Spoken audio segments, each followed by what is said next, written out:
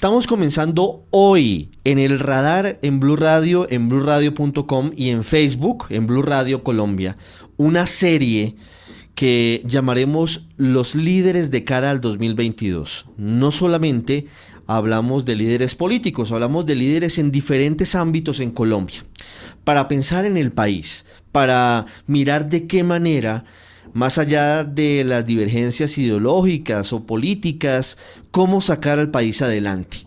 Vienen unos momentos fundamentales para Colombia, vienen unos hechos cruciales y por eso hemos querido comenzar con una persona que ya ha dicho: yo quiero aspirar a la presidencia de Colombia de nuevo en 2022. Levantó la mano y ya está recorriendo el país en la medida de lo posible, porque la pandemia ha limitado mucho esa actividad política del acercamiento directo con los ciudadanos, pero está en campaña. Hablo del exalcalde de Medellín, del exgobernador de Antioquia y ex candidato presidencial Sergio Fajardo. Doctor Fajardo, bienvenido al radar en Blue Radio y en bluradio.com. Buenas tardes. Buenas tardes, Ricardo. Pues un gusto estar con ustedes. Muchas gracias por invitarme acá para hablar sobre el 2022 y bueno, atento, listo, con gusto. Gracias. ¿Qué lo llevó, doctor Fajardo, a cambiar de opinión? Terminando las elecciones de 2018, su primera reacción fue decir: mire, yo tal vez no quiero volver a aspirar a la presidencia de Colombia. Luego de la reflexión que usted hizo, ¿por qué decide volverse a meter a la piscina de la política? Sí, y hay gente que me pregunta, ¿y usted por qué tan loco otra vez pretender aspirar a la presidencia de la República? Y la razón es muy sencilla y es profunda. Yo había dicho con anticipación de la pues de la fecha de las elecciones, de la primera vuelta en el 2018, que esta era mi última campaña electoral, que no iba a volver a participar en campañas y que yo quería regresar a mi casa, por mi casa entendiendo la universidad. Y además decía, a mí me gustaría ser rector de una universidad, después de haber pasado los años que he pasado por fuera en el mundo de la política, con todo lo que he aprendido, conocido, volver a la universidad, trabajar con estudiantes, con profesores, con profesoras, me parecía apasionante y eso fue lo que dije. Pasó la elección, que una campaña electoral para la presidencia de la República es algo demoledor, es un huracán impresionante las cosas que pasan. Después de la votación que sacamos, con toda la gente que trabajamos, del esfuerzo extraordinario que hicimos, pues yo me senté a pensar y dije, ¿y con qué cara me voy a salir yo ahora de la política? Escribirle a la gente, como me ha gustado a mí siempre, a mano, una nota diciendo que muchas gracias por la compañía. Y sentí el peso de una responsabilidad muy grande por esas personas con quienes he compartido durante tantos años, de seguir, de apoyar para que puedan avanzar, transformarse, participar. Muchas personas que tienen ilusión de estar en la política y que han estado conmigo compartiendo principios, sueños, por tanta gente que votó por nosotros, y dije, pues sería una irresponsabilidad yo ahora retirarme. Y en ese momento dije, pues voy a seguir como un acto de responsabilidad con una cantidad de personas, conmigo como político, en el sentido de haber convocado a la gente a participar. Y aquí vamos, Ricardo. Hay muchos analistas, doctor Fajardo, que dicen que Colombia cada vez está en un mayor grado de polarización y que en 2022 van seguramente a dividirse las votaciones, las intenciones de voto entre la derecha y la izquierda, entendiendo la derecha seguramente como el centro democrático fundamentalmente y el partido conservador, y la izquierda en donde muy posiblemente Gustavo Petro sea el candidato. ¿Usted le apuesta al centro? ¿Usted cree que desde el centro se puede llegar a la presidencia en un país tan polarizado como el nuestro, además con redes sociales y todo lo que hoy estamos viviendo? Ricardo, yo he dicho, y lo creo con convicción profunda, que en el 2022 vamos a tener un cambio en la conducción del Estado en Colombia y que va a gobernar un gobierno alternativo. Mi convicción es por fuera de los extremos que están describiendo. Yo creo en eso. Yo creo que esta polarización, y vale la pena, Ricardo, hablar un poco acerca de la polarización, porque se discute mucho de eso. La polarización no, para mí, no quiere decir que tengamos ideas diferentes y que las podamos confrontar. me parece necesario, legítimo, válido dentro de una democracia, bien, ese no es problema. Polarización en el sentido en que yo entiendo es esa forma de la política que divide el universo en dos, o es amigo o enemigo, y eso es polarizar. Entonces, por ejemplo, se pretende que hay dos grupos, amigos y enemigos, y cuando se entiende la política desde esa perspectiva, al enemigo hay que destruirlo.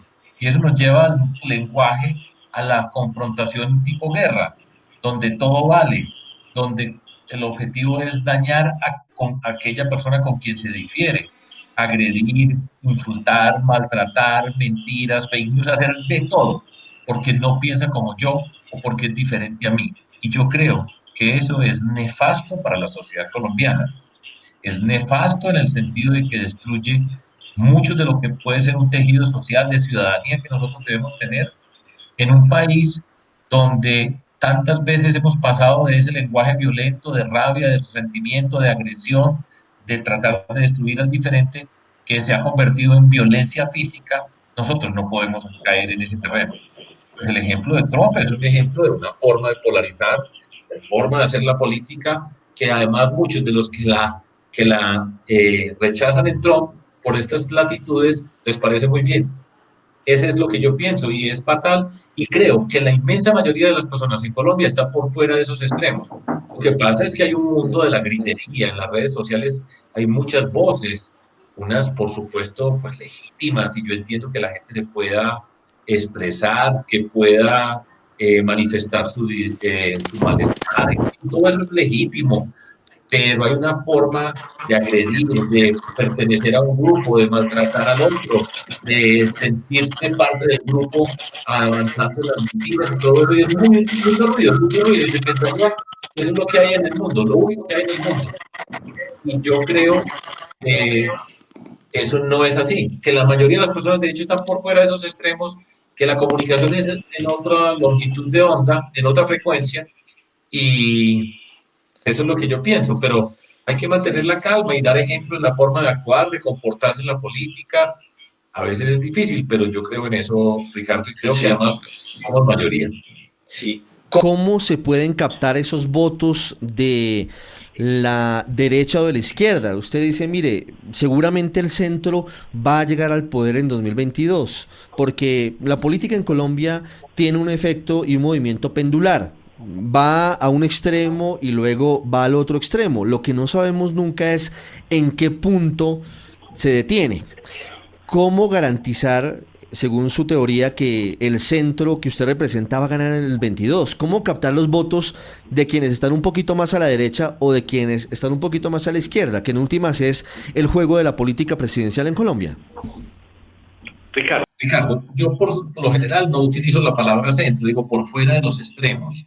Eh, y repito, mantener con persistencia, con disciplina, con tranquilidad, dando ejemplo en nuestro comportamiento público como líderes, plantear nuestras propuestas, mostrar que se puede hacer la política de una forma diferente. Ese es el camino, con paciencia, con no dejarse llevar, atrapar en esas confrontaciones. Muchas veces es difícil uno cuando ve las agresiones, ve personas que supuestamente son demócratas, que hablan del horror de Trump, pero utilizan los mismos medios por acá. En fin, todo eso es difícil. Pero mantenerse con disciplina, persistencia, coherencia, no asustarse con tanto aullido y tanto grito alrededor, ni dejarse mortificar ni caer en la trampa de salir a responder para quedar en el mismo terreno de ellos. Yo creo que ese es el camino y todavía falta mucho por recorrer y esta entrevista es un ejemplo, aquí así hablo yo, esa es la forma de comunicarse, seguro que nos van a escuchar muchas personas y yo creo que de esas muchas que nos escuchan, una buena cantidad va a decir, así es como me gusta a mí. Claro, le voy a preguntar por lo que dicen unos y otros, porque además aquí usted ya ha tomado posiciones frente a algunos de ellos. Gustavo Petro y la izquierda dicen que usted es tibio, dicen que usted es el candidato del uribismo.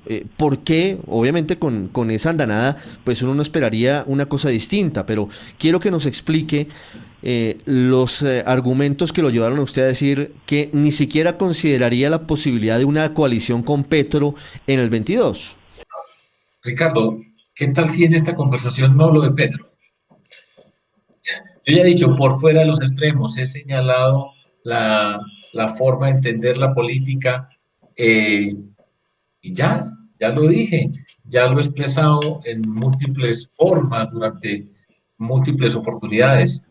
Y ya, dejemos a Petro descansar, él hace su política, que por supuesto no tiene que ver nada con la mía. Y suficiente ilustración de Petro, que este fin de semana descanse tranquilo.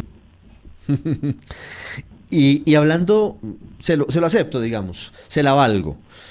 Eh, pero antes de pasar al uribismo, yo quisiera preguntarle algo. ¿En qué momento usted decidió que no haría una coalición con ese sector político? No, no hablemos de una persona en particular, pero ¿en qué momento usted dice, ni de riesgos yo haría una coalición con ese sector político? Pero muy elegante decirme, no hablemos de una persona en particular y solo hay una persona. Entonces, pues, eh, conduce, no se le olvide que yo soy matemático y del área de la lógica matemática, pero solamente hay una persona con esas condiciones que estamos hablando. Yo lo expliqué desde el 2018, yo vengo diciendo exactamente lo mismo, desde la que terminó la primera vuelta hasta el día de hoy, he venido diciendo exactamente lo mismo. Y ya, pues es una forma de la política, es una forma de entender, una forma de discrepar, suficiente ilustración. Pues, para ese caso, Ricardo. Mm. Pero esos votos no se necesitarían en algún momento para llegar a la presidencia. Hay varias cosas que podemos considerar. Temas, hay programas que uno puede considerar, reconocer, aprender de otros, todo eso es legítimo. Todo eso hace parte de la política y es necesario y a mí personalmente me gusta. Ahora ya es otra condición la discusión acerca de quiénes somos candidatos y cómo a una persona, qué valoración tiene de un individuo que se presenta como candidato o una candidata, ya es otra cosa de una naturaleza diferente. Y pues ya veremos, o sea, para eso hay dos vueltas, para eso se dan pues, los debates, etcétera. Y yo siempre vivo pensando en estos términos, Ricardo, ser coherente, coherente y consistente. Mantenga una línea, no se salga de ahí, no se deje perturbar, que este mundo es bien complejo. Y en la medida que vamos avanzando, yo como persona me he ido transformando, no soy el mismo de hace 20 años, vamos aprendiendo, va tomando uno más serenidad, va entendiendo el mundo desde otras perspectivas, y ese es el camino que yo estoy recorriendo y quiero recorrer. Y estoy contento y cómodo y creo que es el que necesita Colombia, sinceramente creo que es el que necesita Colombia. Mm. ¿Por qué cree usted que el uribismo va a perder el poder en el 22? ¿Por qué cree usted que el Centro Democrático y el impulso político de Álvaro Uribe se va a marchitar en las elecciones del 22? Pues han tenido el poder durante todo este siglo, básicamente. Todas las personas que han sido presidentes han sido por la decisión del expresidente Álvaro Uribe, un poder extraordinario además, inédito en la historia política de Colombia. Ahora, yo creo que ya la sociedad está agotada. De hecho, esto se va viviendo desde hace un tiempo y con el gobierno actual en el poder, porque el presidente Duque pues fue precisamente la persona escogida por el expresidente Álvaro Uribe, el Centro Democrático en el poder, no ha estado a la altura de lo que significaba, lo que se necesitaba para conducir a Colombia. Y ya se les acabó la cancha.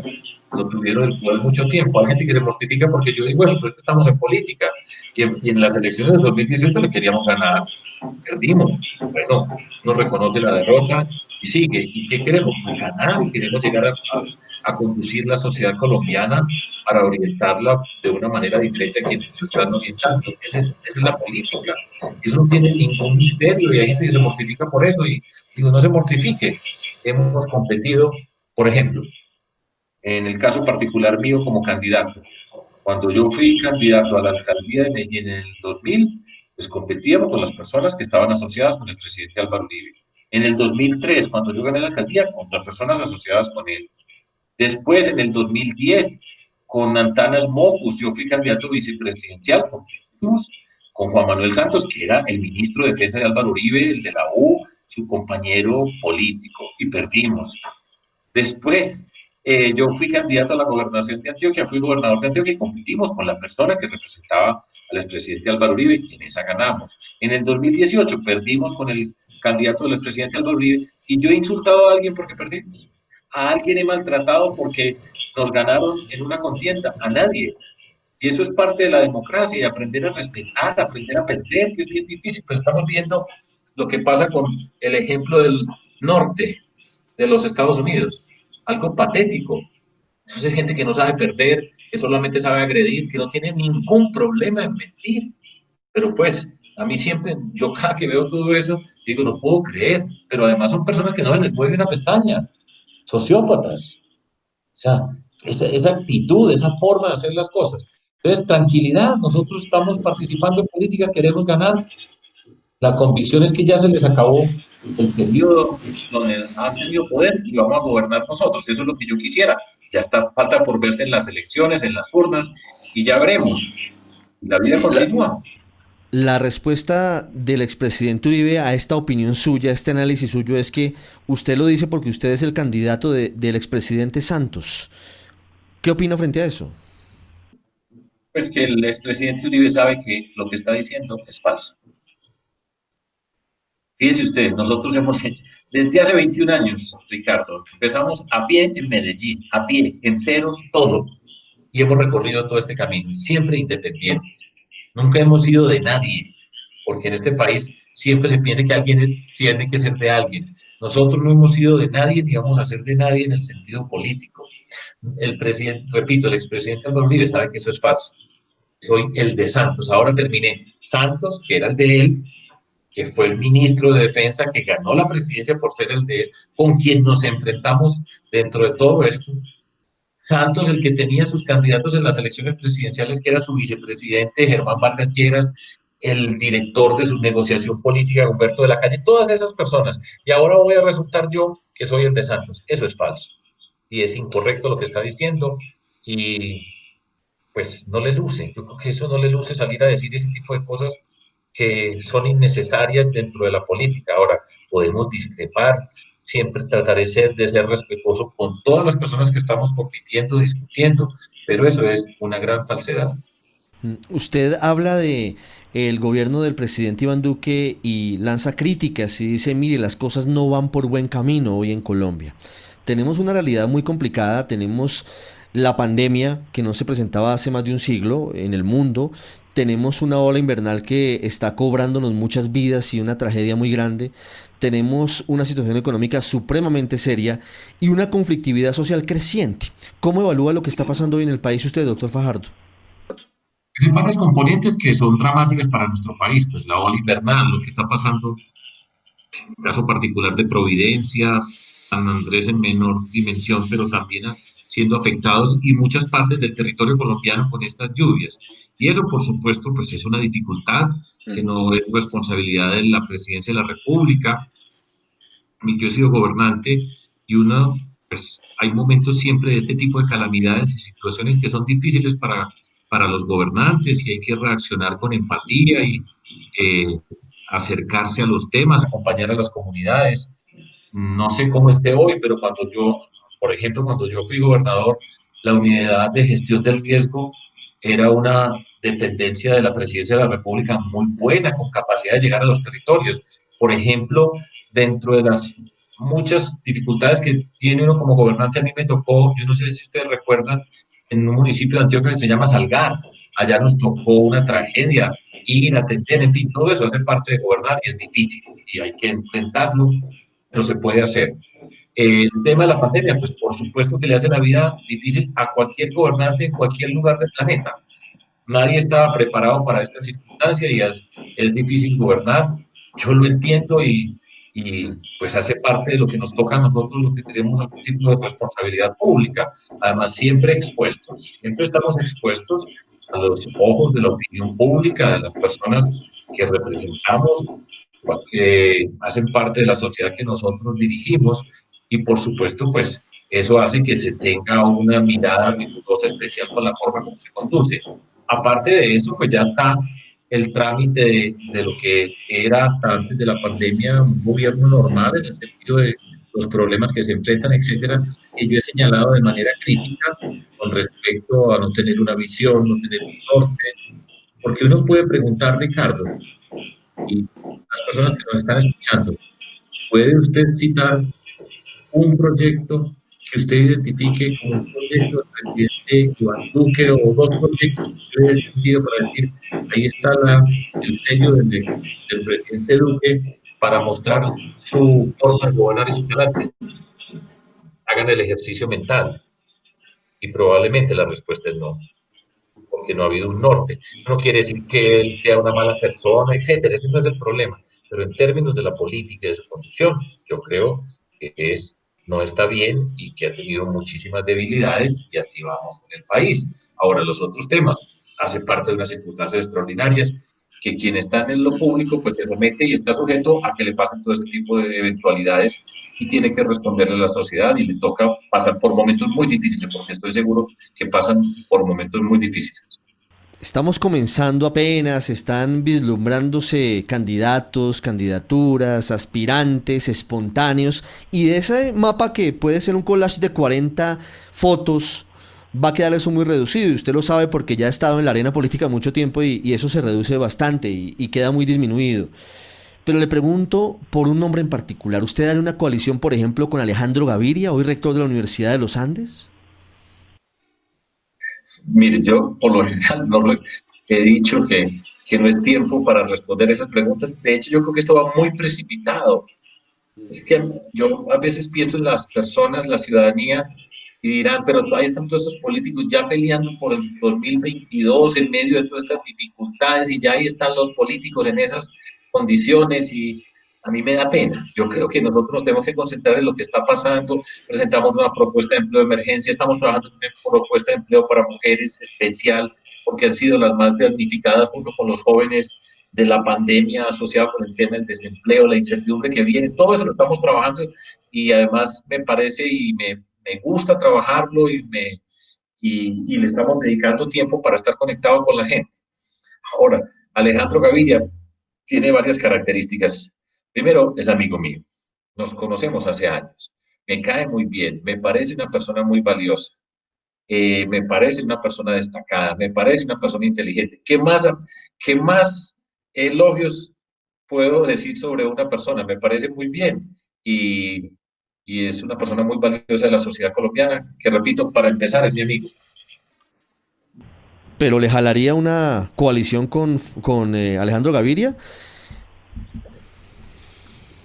Ricardo, Alejandro Gaviria no se ha manifestado en términos políticos.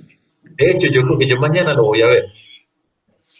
Además, como les digo, es mi amigo. O sea, porque uno pues conoce personas y se charla, etcétera, pero es un amigo eh, personal con quienes hemos compartido. O sea, pero entonces yo, pues ya dije, más elogios no le puedo echar. No, total. Pero se lo pregunto por algo, porque en últimas es una realidad que a Alejandro Gaviria también le están endulzando el oído, como decimos coloquialmente, para que aspire en el 22. Él ha dicho que ha escuchado a algunas personas y ha tenido contactos. Él dice, estoy concentrado en la Universidad de los Andes, es un cargo magnífico, ser rector de la universidad privada más importante del país. Pero el gusanillo de la política les gusta a ustedes, incluso los académicos, doctor Fajardo. Si ese escenario llegara a plantearse, Fajardo presidente, Gaviria vicepresidente, ¿le sonaría? Ricardo, yo no voy a responder esa pregunta. No voy a responder la pregunta, pero yo entiendo pues que se puede hacer y hace parte de la discusión política y pública y además podemos seguir hablando de Alejandro, que estoy leyendo su último libro además sobre Aldous Huxley y, eh, y por supuesto que tiene una condición especial, que es una figura distinta dentro de este mundo de lo público, una persona con una personalidad diferente y que es atractiva. Eh, pero pues la próxima entrevista recomiendo que se la hagas a Alejandro. Bueno, aquí están los elogios y estamos temprano. Volveremos a hablar de Alejandro Gaviria seguramente en otra oportunidad, doctor Fajardo.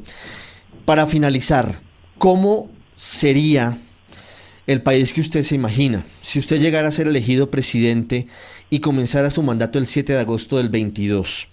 ¿cómo sería el mandato de Sergio Fajardo en la presidencia de Colombia? Ricardo, esa pregunta ya me la han hecho pues en la campaña anterior, pero yo creo varias cosas. Una, nosotros tenemos que pasar esta página de la violencia, de esta agresión permanente. Nosotros tenemos que apostarle a una sociedad donde nos podamos entender, que no quiere decir que tengamos que pensar igual, pero que aprendamos a discrepar para poder construir en nuestro país. Eso es necesario. Por eso la polarización la considero nefasta para Colombia. Ese es el peor escenario posible que podemos tener en términos políticos para lo que viene para nosotros en Colombia. Dentro de todo esto, le digo dos ejemplos para empezar dentro de las cosas que nosotros tenemos que hacer. Empiezo de esta manera mejor. Una, Colombia tiene que apostarle con toda la capacidad al desarrollo rural en nuestro país. Ese es un territorio que nosotros tenemos que explorar, avanzar, desarrollar con todas las herramientas del conocimiento, la educación, por supuesto, dentro de ese mundo del conocimiento, entendiendo la riqueza ambiental que tenemos nosotros en Colombia, la biodiversidad que tenemos para convertirla en una gran riqueza social. Entender la dimensión de los retos del cambio climático que tiene que ver con nuestro medio ambiente. Apostarle, como les digo, a ese mundo, a ese desarrollo rural, con proyectos como este, hacer de la seguridad alimentaria un proyecto estratégico de nuestro país. En el marco de todo esto, nosotros tenemos que avanzar para enfrentar un problema que hoy sirve para recoger todos los problemas que tiene la sociedad colombiana, que es el tema del desempleo. Porque alrededor del tema del desempleo están las desigualdades sociales profundas que nosotros tenemos, la pobreza que nosotros tenemos, que además se viene deteriorando todas esas condiciones, que los avances que había tenido Colombia en esos temas en los últimos años se está retrocediendo en razón de esta pandemia, y nosotros tenemos que hacer un esfuerzo muy grande por construir un verdadero tejido social de Colombia, una red de asistencia social para atender a las personas que tienen las condiciones más precarias de nuestra sociedad, y eso hace parte de la responsabilidad que nosotros tenemos. Tenemos dentro de todo este contexto que hacer una apuesta deliberada y profunda por el tema de las mujeres en Colombia, que en el marco del desempleo pues son precisamente donde nosotros podemos ver las diferencias gigantescas que hay con los hombres. Las mujeres han perdido más empleos, las jornadas que le ha tocado pasar a las mujeres, el tema de la educación de sus hijos, es decir, todo eso es un país que tiene que avanzar, es una sociedad que tiene que avanzar con la igualdad de las mujeres, la igualdad de género, y todos estos son retrocesos. Igualmente con los jóvenes, el desempleo de jóvenes en Colombia está cerca del 30%, ni estudian ni trabajan. En medio de toda la incertidumbre que nosotros tenemos que hacer una apuesta política grande por el desarrollo de nuestros jóvenes, que por supuesto tienen la educación como un eje central. Entonces yo me puedo quedar un día entero hablando de todas estas cosas, a ese país que nosotros tenemos que llegar, pero ese país hay que ponerle unos cimientos éticos.